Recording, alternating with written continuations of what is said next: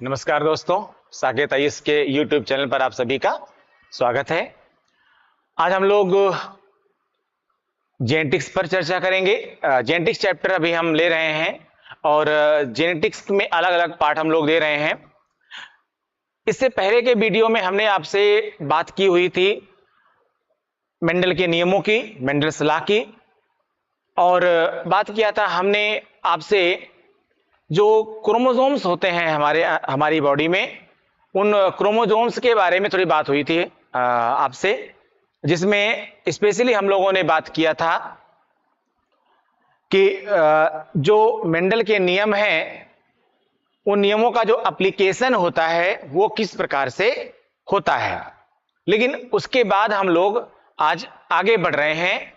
जो दो तीन चीजें हैं जो आगे उसी की प्रोसीड होंगी, यानी उसी के पार्ट के तौर पर हैं। जैसे कि जो मेंडल के नियम थे, मेंडल के नियम जो आधारित थे वो वंशागति पर आधारित थे, इनहेरिटेंस पर आधारित थे। वंशागति पर आधारित थे, इसका मतलब ये होता है कि उस वंशागति के लिए, इनहेरिटेंस के लिए कोई न कोई तो रिस्पॉन्सिबल है।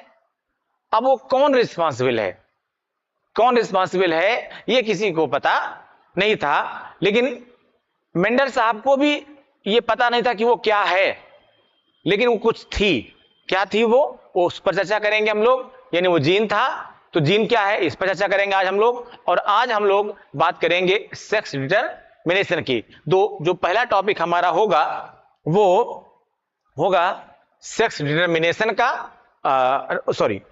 जो फर्स्ट टॉपिक होगा हमारा वो जीन का होगा। और जीन के बाद हम लोग बात करेंगे किसकी, सेक्स डिटरमिनेशन की, लिंग निर्धारण की। तो मेंडल के दोनों नियम आपने समझ लिए थे। पहला नियम जो कि प्रभाविता का नियम था, लॉ ऑफ डोमिनेंस। दूसरा नियम जो कि पृथक्करण का नियम था, लॉ ऑफ सेग्रीगेशन। दोनों ही नियमों को हम लोगों ने अच्छी तरीके से समझ लिया था। लेकिन उसके बाद हम लोग आज आगे बढ़ रहे हैं किस पर, जीन पर। जीन है क्या, जीन है क्या, इसको जानना बहुत जरूरी है। एक्चुअली जीन के रेफरेंस में मेंडल साहब को कुछ भी पता नहीं था। अगर हम जीन की बात करें तो मेंडल साहब को जीन के बारे में कुछ भी नहीं पता था। मेंडल साहब ने लेकिन इतना तो पता था कि कुछ ना कुछ है, कोई ना कोई है जो आनुवांशिक सूचना, कोई ना कोई ऐसी संरचना जरूर पाई जा रही है जो आनुवांशिक सूचनाओं को एक पीढ़ी से दूसरी पीढ़ी में ले जाती है। अब मेंडल को इसके बारे में कुछ भी नहीं पता था, लेकिन इसके बावजूद भी उन्होंने एक नाम दिया था। ठीक है, मेंडल ने जीन जैसी किसी संरचना को, मेंडल ने जीन जैसी किसी संरचना को क्या नाम दिया था, फैक्टर नाम दिया था। फैक्टर यानी कारक, क्या कहा था, कारक नाम दिया था। मेंडल साहब ने कहा था कि, मेंडल साहब ने कहा था कि कोई ना कोई एक कारक है, कोई ना कोई एक फैक्टर है जो आनुवांशिक सूचनाओं को एक पीढ़ी से दूसरी पीढ़ी में ले जाने का कार्य करता है।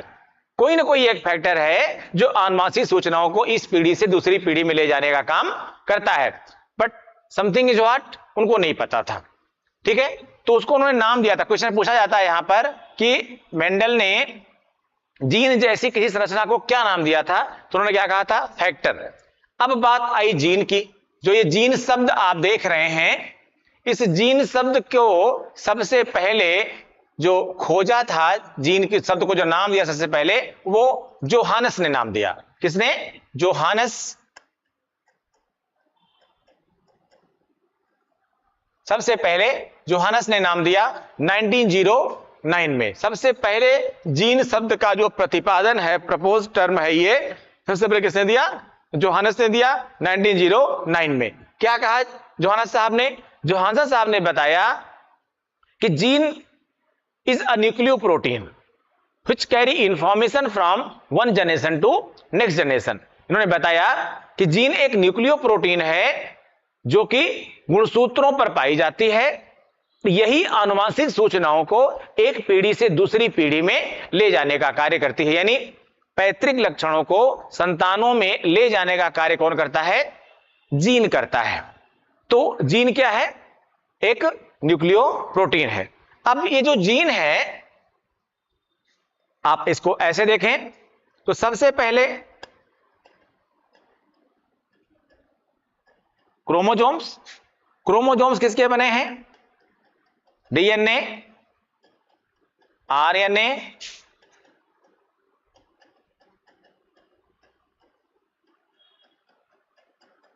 हिस्टोन प्रोटीन, और इन्हीं पर क्या पाया जा रहा है? जीन पाया जा रहा है। हमारे शरीर में कुल अरबों खरबों जीन पाए जा रहे हैं, जिनमें लगभग 30,000 के आसपास तो जीन लगभग एक डीएनए के ऊपर ही पाए जाते हैं। अब एक जीन, जितने भी जीन हैं, अब वैसे अगर समझा जाए जीन को तो जीन क्या है? बहुत सामान्य शब्दों समझिए, जिस पर आप किसी क्वेश्चन पूछा जाता है। बाकी आप पढ़ने को बहुत कुछ पढ़ सकते हैं, लेकिन जिस पर क्वेश्चन पूछा जाता है अगर आप उसको पढ़ेंगे तो आपके जीएस पॉइंट ऑफ व्यू से ज्यादा इंपॉर्टेंट है। बाकी चीजें बताने के लिए बहुत कुछ जीन में है, लेकिन बायोलॉजिकल चीजों में उनको समझने की जरूरत आपको नहीं है। सामान्य भाषा में वहां समझिए जहां से इसे क्वेश्चन बनता है और आपका क्वेश्चन जाने ना पाए। तो जीन क्या है? न्यूक्लियो प्रोटीन है, गुणसूत्रों पर पाई जा रही है, अरबों खरबों पाई जा रही है, और यही आनुवंशिक सूचनाओं को एक पीढ़ी से अगली पीढ़ी में ले जाने का काम भी करती है।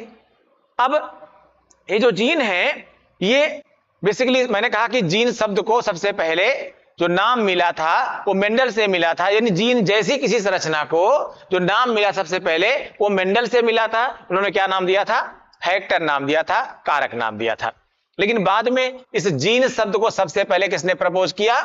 जोहानस साहब ने प्रपोज किया। ये इंपॉर्टेंट है आपके लिए कि जीन शब्द को सबसे पहले किसने दिया? जोहानस साहब ने दिया, 1909 में दिया। जीन के बारे में इतना आपके सफिशिएंट है। लेकिन बाकी अगर और कुछ आप समझने तो जीन क्या है बेटा? जीन क्या है? एक न्यूक्लियो प्रोटीन है। ये पैतृक लक्षणों को संतानों में ले जाने के लिए उत्तरदायी होती है। अब अलग अलग जीन अलग अलग गुणों को ले जाते हैं, तो जाहिर सी बात है कि अलग अलग जीन अलग अलग स्थानों पर पाए भी जाते हैं। अलग अलग जीन अलग अलग स्थानों पर पाए भी जाते हैं। अब इसमें बीटल और टाटम की एक थ्योरी भी है और one gene one enzyme theory भी है, जिसमें हम कहते हैं कि सामान्य तौर पर हमें समझते हैं कि जैसे जैसा जीन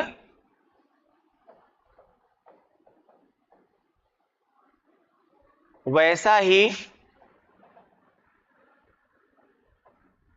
एंजाइम, वैसी ही उपापचयी क्रियाएं,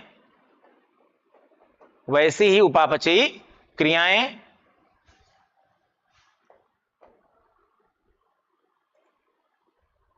वैसी ही उपापचयी क्रियाएं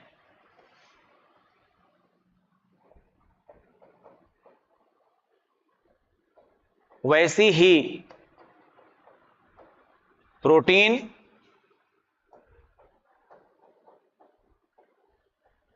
वैसी ही संरचना अर्थात जीव शरीर, अर्थात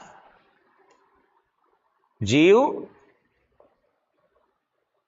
शरीर। अब यहां समझिए, जैसा जीन वैसा ही एंजाइम। भाई जैसा जीन होगा वो क्या करेगा? उसी तरह से जैसा जीन होगा वैसे ही क्या बनेगा? एंजाइम बनेगा। और तो वैसे ही क्या बनेगी? वो उसी तरह से, जिस तरह से एंजाइम्स होते हैं हमारे शरीर में, उसी तरह से विभिन्न प्रकार की उपापचयी क्रियाएं भी होंगी। तो वैसे ही क्या होगा? वैसे ही प्रोटीन बनेगी और ठीक वैसे ही हमारी संरचना भी बनेगी, और जैसी संरचना होगी यानी हमारा शरीर क्या बनेगा, यानी संपूर्ण शरीर के निर्माण की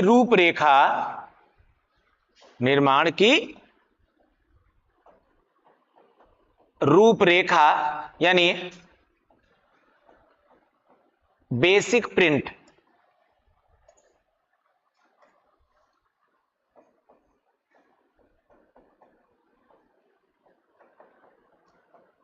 ठीक है।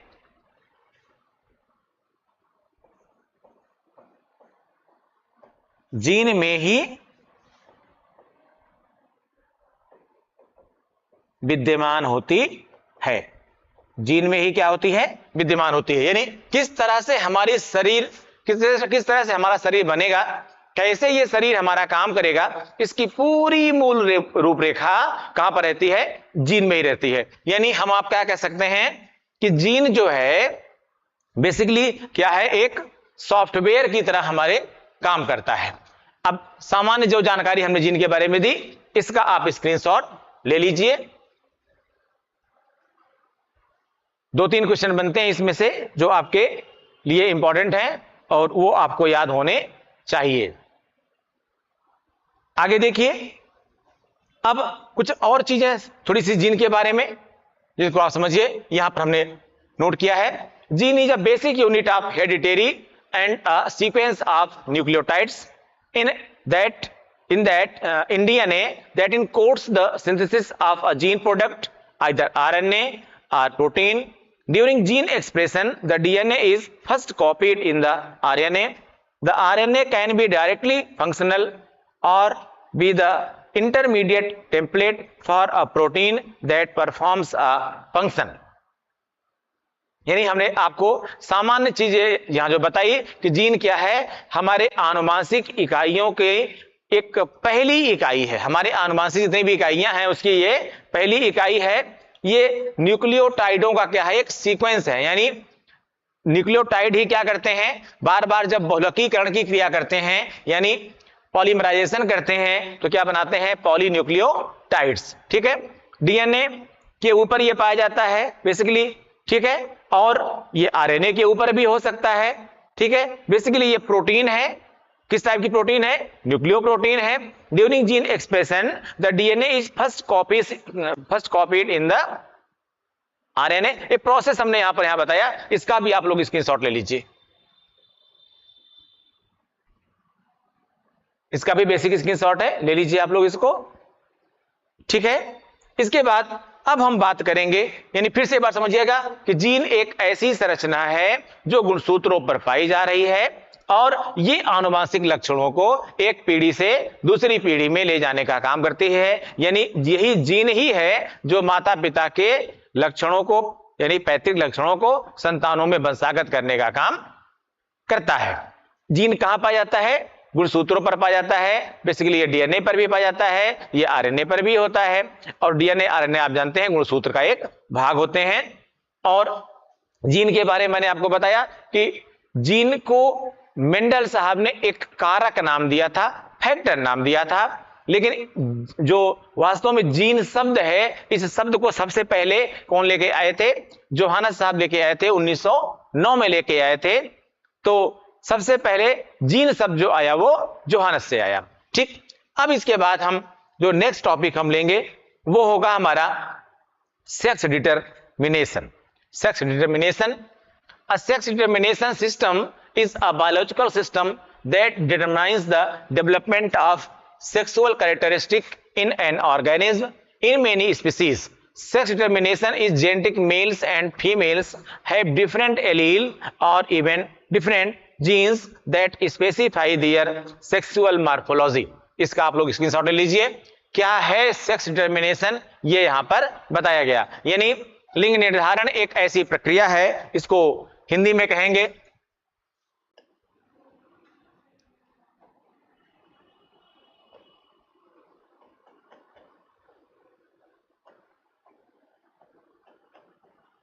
लिंग निर्धारण।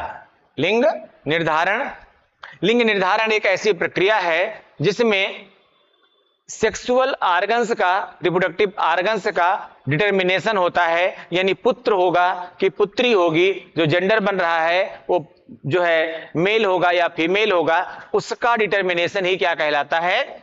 सेक्स डिटर्मिनेशन या लिंग निर्धारण कहलाता है। अब इस लिंग निर्धारण को समझने से पहले आपको थोड़ा सा कोशिका में जाना पड़ेगा। अब थोड़ा सा कोशिका के सेंस में इसको समझिए आप। बेसिकली हमारी जो कोशिका है उसमें गुणसूत्र पाए जाते हैं, ये हम आपको इसके पहले की वीडियो में बता चुके हैं। गुणसूत्र जो है हमेशा जोड़ों में पाए जाते हैं, ये भी आपको हम बता चुके हैं। गुणसूत्र जो है वो जोड़ों में पाए जाते हैं, यानी सामान्य कोशिका में कुल हमारे, अगर हम मनुष्य की बात कर रहे हैं तो मनुष्य की सामान्य कोशिका में कुल 23 जोड़ी अर्थात 46 गुणसूत्र पाए जाते हैं।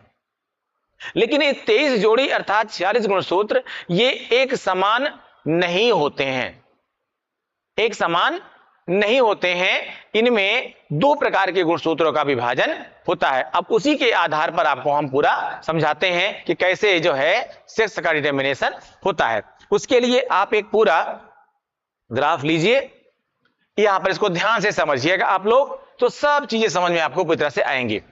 कुल आप देख रहे हैं यहां से कुल 23 जोड़ी यहां पर दिखाई पड़ रही है। 23 जोड़ी अर्थात कुल 46 गुणसूत्र यहां पर आपको दिखाई पड़ रहे होंगे, जिनमें 1 से लेकर के 22 जोड़ी तक के गुणसूत्र क्या है? एक समान है। 1 से लेकर के, इसका आप लोग पहले तो स्क्रीनशॉट लीजिए, इसका पहले आप स्क्रीनशॉट लीजिए, जिसमें आपको ये पूरा क्लियर रहे कि ये क्या चीजें हैं। इसके बाद समझाऊंगा इस पर मैं आपको, तो फिर उसका स्क्रीनशॉट लीजिएगा आप।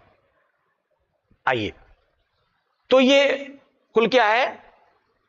23 जोड़ी अर्थात 46 गुणसूत्र हैं, जिनमें आप देख रहे हैं ब्लू कलर में यहां पर कि लगभग ये 1 से लेकर के 22 जोड़ी तक के गुणसूत्र कैसे हैं?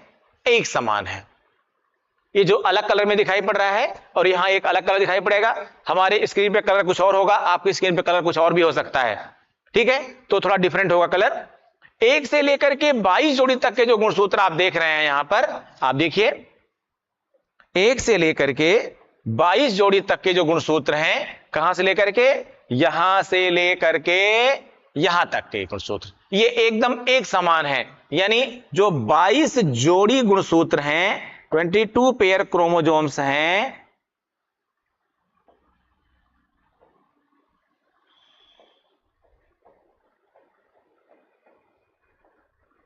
जो क्रोमोसोम्स हैं ये बिल्कुल एक जैसे हैं, ये बिल्कुल एक जैसे हैं, यानी समान है। यहां तक देखिए एकदम समान है। 23वीं जोड़ी वाला जो ये वाला गुणसूत्र आप देख रहे हैं, ये क्या है? 23वीं जोड़ी वाला जो ये गुणसूत्र दिखाई पड़ रहा है आपको, ये थोड़ा सा डिफरेंट है। यानी केवल एक जोड़ी ऐसी है जो क्या है? 1 पेयर क्रोमोसोम्स, ये क्या है? थोड़ा सा डिफरेंट है, ये थोड़ा अलग है। तो अब इसमें क्या अलग है समझिएगा आप, एक इसको पूरी तरह से समझिएगा। इसको 1 से लेकर के 22 जोड़ी तक के जो गुणसूत्र हैं, वो स्त्री हो या पुरुष हो, यानी मेल हो या फीमेल हो, दोनों में क्या होते हैं? एक समान होते हैं, अर्थात एक्स ही होते हैं। यानी 1 से लेकर हमारे शरीर की कोशिका में जो गुणसूत्र पाए जाते हैं, उनमें 1 से लेकर के कितने गुणसूत्र पाए जा रहे हैं? 23 जोड़ी अर्थात 46 गुणसूत्र पाए जा रहे हैं, जिनमें 1 से लेकर के 22 जोड़ी तक के गुणसूत्र क्या हैं? एक समान होते हैं, अर्थात एक्स ही होते हैं। ये दिखाई पड़ रहा है ऊपर, एक्स ही होते हैं। इसीलिए क्या बोलते हैं इनको? हम ऑटोसोम्स कहते हैं। पहले चीज तो क्या बोलते हैं इनको? हम ऑटोसोम्स कहते हैं। अच्छा, ये एक प्रकार के गुणसूत्र हैं, एक प्रकार के गुणसूत्र हैं। इसका मतलब उनको हम एक समान भाषा के तौर पर समजात गुणसूत्र भी कह सकते हैं, होमोलागस गुणसूत्र क्रोमोसोम्स भी कह सकते हैं, ठीक है? इनको हम क्या कहेंगे? होमोलागस क्रोमोसोम्स भी कह सकते हैं।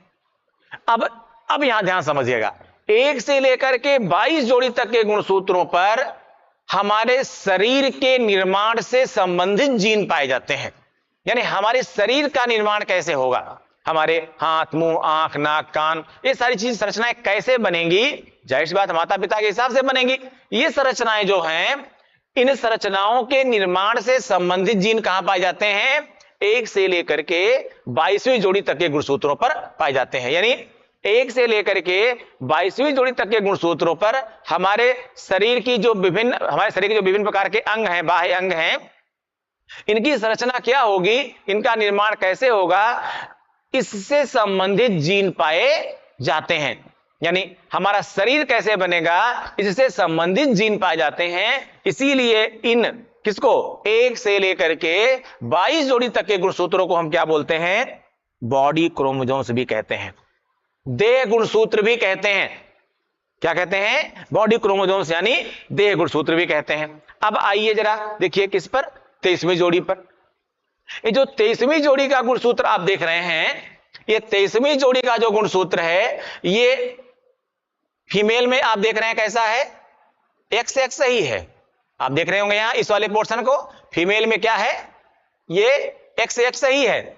लेकिन मेल में ये बदल जा रहा है। क्या हो जा रहा है? मेल में ये कैसा हो जा रहा है? XY हो जा रहा है। यानी ये जो गुणसूत्र आप देख रहे हैं, 23वीं जोड़ी का पहला गुणसूत्र यानी 45वां गुणसूत्र, ये बिल्कुल क्या है? एकदम समान है उसके, यानी A भी X है। देखिए ये वाला कॉमन है, ये देख रहे हैं आप, ये वाला कॉमन है। लेकिन जो ये 46वां गुणसूत्र है, कौन सा? ये वाला गुणसूत्र, ये वाला जो आप देख रहे हैं पार्ट, ठीक है, ये गुणसूत्र क्या है? थोड़ा अलग है। आप इसको देखिए, फिर से देखिए, ये वाला जो गुणसूत्र आप देख रहे हैं, ये बिल्कुल कॉमन है। किसमें? 45वें में। और ये 45वां देखिए आप यहां पर, ये बिल्कुल कॉमन है, मेल में भी और फीमेल में, दोनों में एकदम एक जैसे होता है। लेकिन जो ये आप देख रहे हैं कि जो 46वां गुणसूत्र है, यहां से देखिए आप, इसको हम अलग कलर में दिखा रहे हैं आपको, ये जो 46वां गुणसूत्र है, ये वाला, यही क्या है? अलग है। फीमेल में अभी भी ये XX ही है, मतलब X ही है, लेकिन मेल में ये क्या हो जा रहा है? Y हो जा रहा है। फीमेल में अभी भी X ही है, लेकिन फीमेल में अभी भी X ही है, लेकिन मेल में क्या हो जा रहा है? ये Y हो जा रहा है। और इसी डिफरेंस के कारण ही, ठीक है, जेंडर में डिटेक्शन हो रहा है। यानी ये फीमेल बॉडी बन रही है और ये मेल बॉडी बन रही है। अब कैसे बन रही है ये समझा रहा हूं, लेकिन कहते क्या है? देखिए, चूंकि 1 से लेकर के 22 जोड़ी तक के सभी गुणसूत्र क्या हैं? एक समान है, इसलिए क्या कहे जा रहे थे? ये होमोलॉगस क्रोमोसोम्स। लेकिन ये अलग है, इसीलिए इसको हम क्या बोलते हैं? Heterologous chromosomes. एक बात, एक तो क्या बोलते हैं इसको हम? हेट्रोलॉगस क्रोमोसोम्स, ठीक है। दूसरा, चूंकि ये अलग है, इसीलिए क्या बोलते हैं इसको हम? हेट्रोसोम्स भी कहते हैं। क्या कहते हैं इसको हम? हेट्रोसोम्स भी कहते हैं। लेकिन स्पेशली समझिएगा इसको कि इसको हम सेक्स क्रोमोसोम्स क्यों कहते हैं? इसको हम सेक्स क्रोमोसोम्स यानी हिंदी में इसको कहते हैं लिंग गुणसूत्र। लिंग गुणसूत्र क्यों कहते हैं समझिएगा। 23वीं जोड़ी के गुणसूत्रों पर जननांगों और सहायक जननांगों से संबंधित जीन उपस्थित होते हैं। 23वीं जोड़ी के गुणसूत्रों पर जननांगों और सहायक जननांगों से संबंधित जीन उपस्थित होते हैं, इसीलिए इसको हम क्या कहते हैं? सेक्स क्रोमोसोम्स या लिंग गुणसूत्र। जननांगों यानी रिप्रोडक्टिव ऑर्गन्स, सहायक जननांगों यानी एक्सेसरी सेक्सुअल ऑर्गन्स। अब ये क्या है समझिएगा। जननांग हम आप सब समझ रहे हैं, रिप्रोडक्टिव ऑर्गन्स को कहते हैं। सहायक जननांग क्या होते हैं? अब सहायक जननांग को हम 2 प्रकार से बांटते हैं, एक है मेल एक्सेसरी सेक्सुअल ऑर्गन्स और एक है फीमेल एक्सेसरी सेक्सुअल ऑर्गन्स। जो नर सहायक जननांग है उनमें क्या होता है, जैसे जब एक किशोरावस्था से हम एडल्ट स्टेज में आने लगते हैं तो हमारे शरीर में क्या परिवर्तन होगा? एक तो हमारी आवाज थोड़ी मोटी होती जाएगी, यानी हमारे वक्कल कार्ड में क्या होगा? थोड़ा सा चेंज आएगा। हमारे सीने वगैरह पर बाल आना शुरू हो जाएंगे, यानी हमारी बॉडी पर हेयर्स आना शुरू हो जाएंगे, ठीक है। जबकि फीमेल में ऐसा नहीं होता है। इसी तरीके से मेल में चेहरे पर दाढ़ी मूंछ आना शुरू हो जाएगी, फीमेल में ऐसा नहीं होगा। फीमेल में ऐसा नहीं होगा। इसी तरह से हमारी मांसपेशियां जो होती हैं वो स्त्रियों की तुलना में, फीमेल की तुलना में थोड़ी सी मजबूत होती हैं, ये चेंज आएगा। और दूसरा, हमारे स्वभाव में भी चेंज आता है। फीमेल का जो नेचर होता है वो जेनेटिकली सॉफ्ट होता है कंपैरेटिवली टू मेल। मेल की तुलना में उनका नेचर थोड़ा सा सॉफ्ट होता है, ये भी इसी में आता है। ये भी सहायक जननांगों में ही आता है, कैरेक्टरिस्टिक होती है। इसी तरह से फीमेल में क्या होगा, फीमेल में एक तो सीने वगैरह पर बाल नहीं होंगे, लेकिन हम सब स्तनधारी वर्ग के जीव हैं, तो हम सब में मेमरी ग्लैंड्स होती हैं, लेकिन ये मेमरी ग्लैंड जो होती हैं, जो स्तन ग्रंथियां होती हैं, इन स्तन ग्रंथियों का विकास जो है मेल में नहीं होता, पुरुषों में नहीं होता है, लेकिन फीमेल में यही मेमरी ग्लैंड्स, स्तन ग्रंथियां धीरे धीरे स्तनों में यानी ब्रेस्ट में परिवर्तित हो जाती हैं, यानी उनमें स्तन ग्रंथियों का पूरी तरह से विकास होता है, उनमें ब्रेस्ट जो है पूरी तरह से डेवलप होते हैं। उनका जो बक्कल कार्ड होता है वो थोड़ा सा पतला होता है, तो उनकी आवाज जो होती है वो अपेक्षाकृत हम लोगों की पतली होती है। इसके अलावा उनकी त्वचा में एक स्पेशली लेयर पाई जाती है, that is called panniculus layer. Panniculus layer is present in the region of dermis of skin.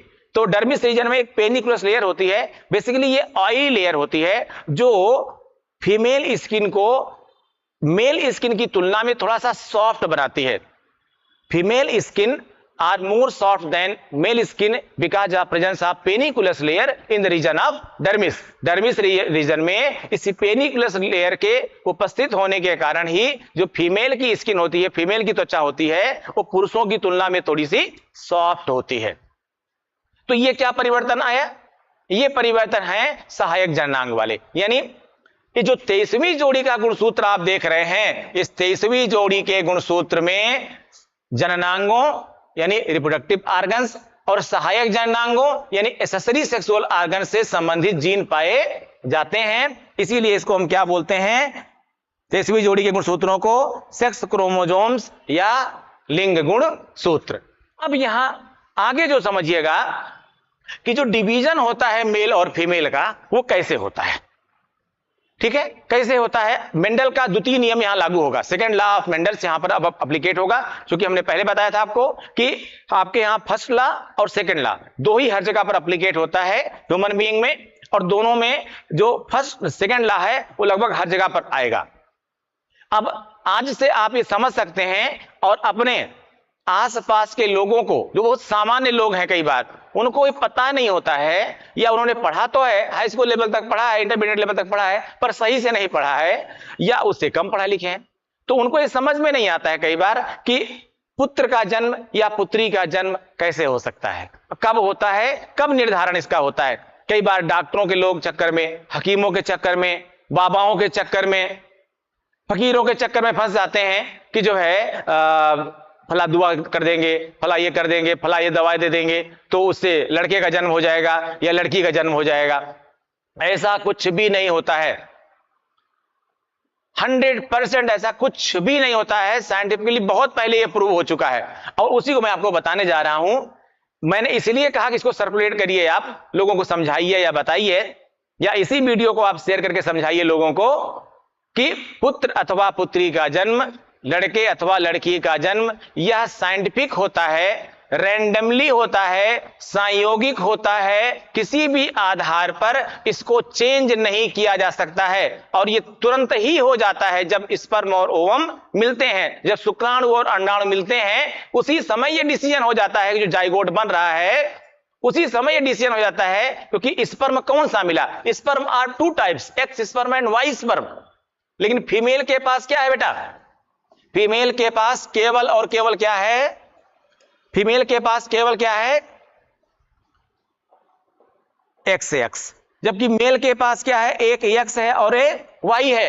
X से एक्स मिला तो पुत्री हो जाएगी, और एक्स से वाई मिला तो पुत्र बन जाएगा। इसमें कहीं कुछ होता ही नहीं है, कोई चेंज कर ही नहीं सकता है।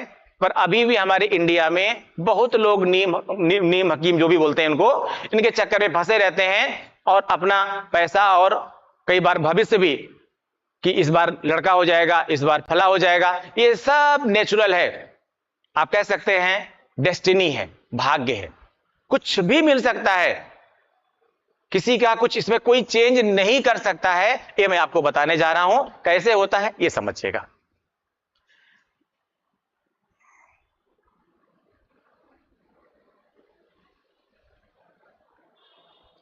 समझिएगा इसको आप।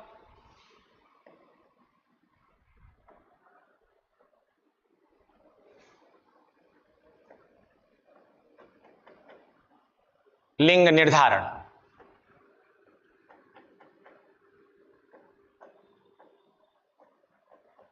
लिंग निर्धारण यानी सेक्स डिटरमिनेशन। सेक्स डिटरमिनेशन, इसमें जो बाकी बातें मैंने आपको बताई थी उसी को मैं आगे कंटिन्यू कर रहा हूं, समझिएगा। देखिए, माता के पास जो लिंग गुणसूत्र हैं उनमें क्या है, केवल 2 प्रकार के क्रोमोसोम्स हैं। माता के पास केवल 2 प्रकार के क्रोमोसोम्स हैं, एक्स और एक्स, यानी 23वीं जोड़ी में केवल 2 गुणसूत्र हैं। 45वां भी एक्स है, 46वां भी एक्स है, यानी दोनों, यानी माता के शरीर में, स्त्री के शरीर में कहीं पर भी और कोई क्रोमोसोम होता ही नहीं है, सारे के सारे एक्स होते हैं। पिता के पास क्या है, पिता के पास क्या है, एक एक्स है और दूसरा वाई है। डिफरेंट हो गया ना। पिता के पास भी जो कुल 23 जोड़ी अर्थात 46 गुणसूत्र हैं, उनमें से 45 गुणसूत्र एकदम समान है, केवल 46वां गुणसूत्र क्या है, अलग है, उसे क्या कहते हैं, वाई गुणसूत्र। अब देखिए, इसको हम, जैसे हमने कल इससे पहले बताया था वीडियोस में कि हम 2 भागों में इनको बांटते हैं इसको, क्योंकि 2 कैरेक्टर्स हैं, तो यहां पर एक क्या हुआ, एक्स, और दूसरा भी क्या होगा, एक्स। लेकिन पिता के केस में क्या होगा, एक एक्स और दूसरा वाई। एक एक्स होगा, दूसरा क्या होगा, वाई होगा। अब देखिएगा, इसके पहले वाले से इसके पहले वाले को मिलाएंगे आप, यानी माता से एक एक्स आ रहा है, पिता से क्या आया, एक एक्स आया, जेंडर क्या बनेगा, फीमेल, यानी ये पुत्री बनी। क्या बनी, ये पुत्री बनी। अब माता का एक्स जब पिता के वाई से मिलता है, जब माता का एक्स पिता के वाई से मिलता है तो फिर क्या बनेगा, पुत्र। सब कुछ रैंडमली है, कोई चेंज नहीं कर सकता। यहां देखिए, माता का एक्स पिता के एक्स से मिल रहा है, फिर क्या बनेगी, पुत्री। यहां पर क्या हो रहा है, माता का एक्स पिता के वाई से मिल रहा है, क्या बनेगा, क्या बनेगा, पुत्र बनेगा। ठीक है। अब आप इस क्रॉस के हिसाब से देखिए, ये मेंडल के सेकंड लॉ का क्रॉस है। इसमें आप देखिए कि 50% चांस है किसके, मेल के, और 50% चांस है किसके, फीमेल के। क्या मिलेगा और क्या बनेगा, दैट वाज रैंडम। बिल्कुल इसमें कहीं पर भी कोई चेंज नहीं होता है, कोई कुछ नहीं कर सकता है। यानी फिर समझिए आप, एक्स ओवम है माता के पास, ये माता के पास, सॉरी,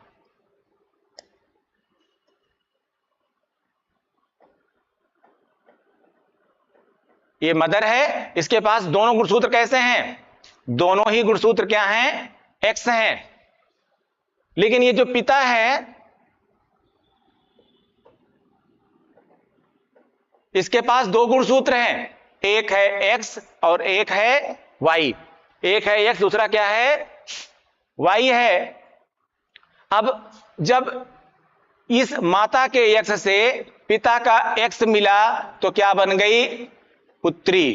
क्या बन गई, पुत्री। लेकिन जब पिता के एक्स, माता के एक्स से जब पिता का वाई मिला तो क्या बन गया, पुत्र। यानी ये क्या बन गई, पुत्री, ये क्या बन गया, पुत्र। कहीं पर कोई डाउट नहीं होना चाहिए। और जैसे ही स्पर्म और ओवम मिले, बस तुरंत ही निर्धारण हो जाता है, तुरंत ही डिसीजन हो जाता है। इसके बाद आप कुछ नहीं चेंज कर सकते हैं। अब और ये कौन से मिलेंगे, कौन से नहीं मिलेंगे, वही होगा जो मंजूर है खुदा होगा। एक्स से वाई मिलेगा या एक्स से एक्स मिलेगा ये ऊपर वाला ही डिसाइड कर सकता है। सब कुछ डेस्टिनी पर होता है, सब कुछ भाग्य पर होता है, कोई भी निर्धारित नहीं कर सकता है। इसलिए इसमें किसी कहीं कोई डाउट नहीं होना चाहिए। मुझे लगता है कि आप लोग समझ गए होंगे कि सेक्स का डिटर्मिनेशन कैसे होता है, लिंग का निर्धारण कैसे हो सकता है। एक बार आप लोग इसका भी स्क्रीनशॉट ले लीजिए, इसमें आपको क्लियर हो जाए कि सेक्स का डिटर्मिनेशन कैसे होता है।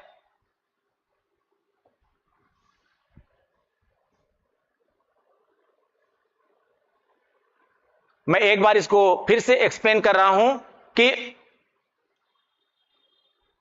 स्त्री और पुरुष में कुल 23 जोड़ी अर्थात 40 गुणसूत्र पाए जा रहे हैं, जिनमें 1 से लेकर के 22 जोड़ी तक के गुणसूत्र क्या होते हैं, एक समान होते हैं।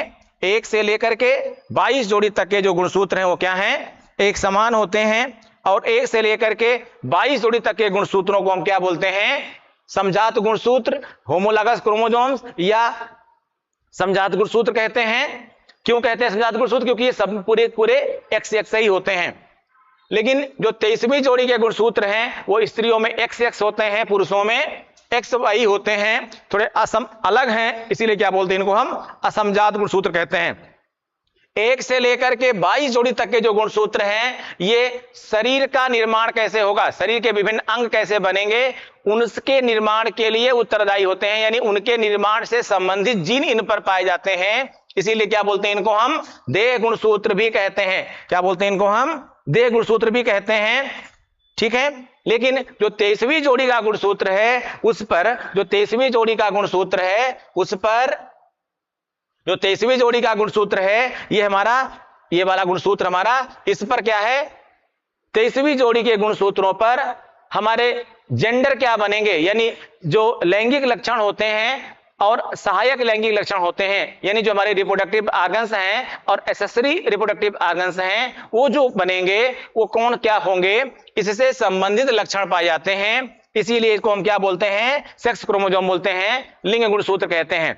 अब इसके बाद जो मैंने आपको समझाया कि जब किसी स्त्री का एक X गुणसूत्र पुरुष के एक X गुणसूत्र से मिलता है तो जेंडर क्या बनता है, जेंडर मेल बनता। जब किसी स्त्री का एक X गुणसूत्र पुरुष के एक X गुणसूत्र से मिलता है, फिर से रिपीट कर रहा हूं मैं, जब किसी स्त्री का एक X गुणसूत्र पुरुष के एक X गुणसूत्र से मिलता है तो जेंडर फीमेल यानी पुत्री बनेगी। लेकिन जब किसी स्त्री का एक X गुणसूत्र पुरुष के Y गुणसूत्र से मिलता है तो जेंडर क्या बनेगा, मेल बनेगा, ठीक है, यानी पुत्र होगा। जब माता का X पुरुष के X से मिलेगा तो पुत्री, जब माता का X पुरुष के Y से मिलेगा तो पुत्र का जन्म होगा। इसमें कहीं कोई डाउट नहीं होना चाहिए। यह था सेक्स डिटरमिनेशन, ठीक है। क्योंकि जो 23वीं जोड़ी का गुणसूत्र है वो अलग है, और वो किसमें अलग है, स्त्रियों में एक समान, सभी स्त्री में 1 से लेकर के 22 जोड़ी तक के जितने भी गुणसूत्र हैं वो क्या है, एक समान है। लेकिन पुरुषों में क्या है, जो 46वां गुणसूत्र है, जो 23वीं जोड़ी का 46वां गुणसूत्र है वही क्या है, अलग है, ठीक है, और वो Y हो जाता है। क्योंकि पुरुष में अलग है, स्त्री में एक समान है, तो ऐसे में जो उत्तरदायी होगा वो कौन होगा, पुरुष ही ना होगा ना। इसलिए ध्यान दीजिएगा, आप क्वेश्चन पॉइंट ऑफ व्यू जरूर समझिए, लेकिन सोशल पॉइंट ऑफ व्यू समझिए, समाज के आधार पर भी समझिए। लोगों को बताइए कि स्त्रियों में सभी गुणसूत्र एक जैसे होते हैं, इसलिए लिंग निर्धारण के लिए स्त्रियां नहीं जिम्मेदार होती हैं। क्योंकि पुरुषों में 23वीं जोड़ी का एक गुणसूत्र अलग होता है और उसी के मिलने से ही निर्भर करता है।